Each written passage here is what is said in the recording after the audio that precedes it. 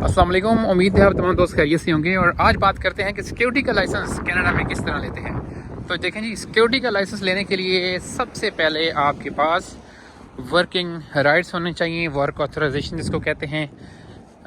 Work permit आपके पास होना चाहिए, या कोई भी ऐसे लाइक आप स्टूडेंट हैं तो आपके पास जो आपको लिमिटेड आवर्स का अलाउ करते हैं ये काम, वो होना चाहिए।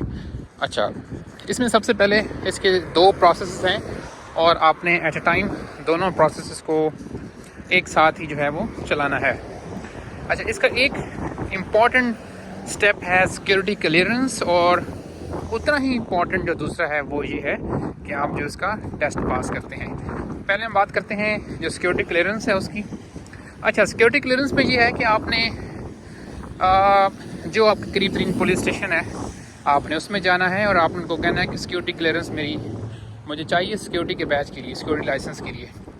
उसके बाद जी वो आपकी सिक्योरिटी क्लियरेंस करेंगे, और सिक्योरिटी क्लियरेंस करने के बाद जो है वो तकरीबन इसमें 1 से 1.5 महीना जो है वो आपका लग जाएगा। अच्छा,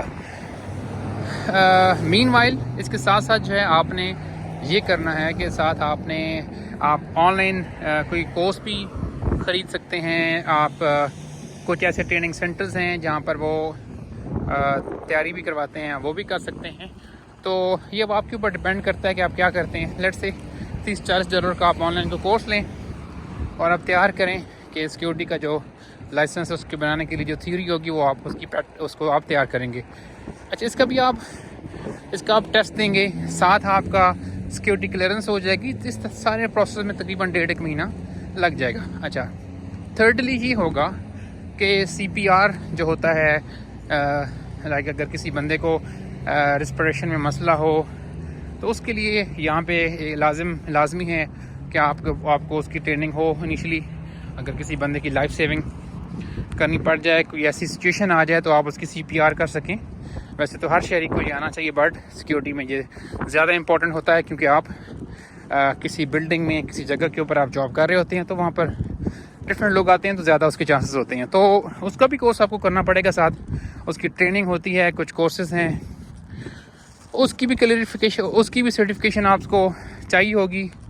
जब ये तीनों चीज़ें आपकी हो जाएंगी उसके बाद आप एलिजिबल होंगे अप्लाई करने के लिए सिक्योरिटी क्लियरेंस, CPR और आपका जो थ्योरी होगी या जो प्रैक्टिकल होता है वो जब तीनों चीज़ें आपकी होंगी देन आप एलिजिबल होंगे ये करने के लिए। इसमें सारी चीज़ें इंपॉर्टेंट है वैसे तो, लेकिन मोस्ट जो इम्पॉर्टेंट चीज़ है वो है आपकी सिक्योरिटी क्लियरेंस। अब सिक्योरिटी क्लियरेंस में होता ये है, लेट्स से आप कनाडा किसी और मुल्क से आ रहे हैं या आप अपने मदर कंट्री से आ रहे हैं, होम कंट्री से या किसी भी कंट्री से आ रहे हैं, तो तकरीबन आपका 1 साल का जो डेटा है वो चेक करते हैं कि इसका कोई क्रिमिनल बैकग्राउंड है नहीं है।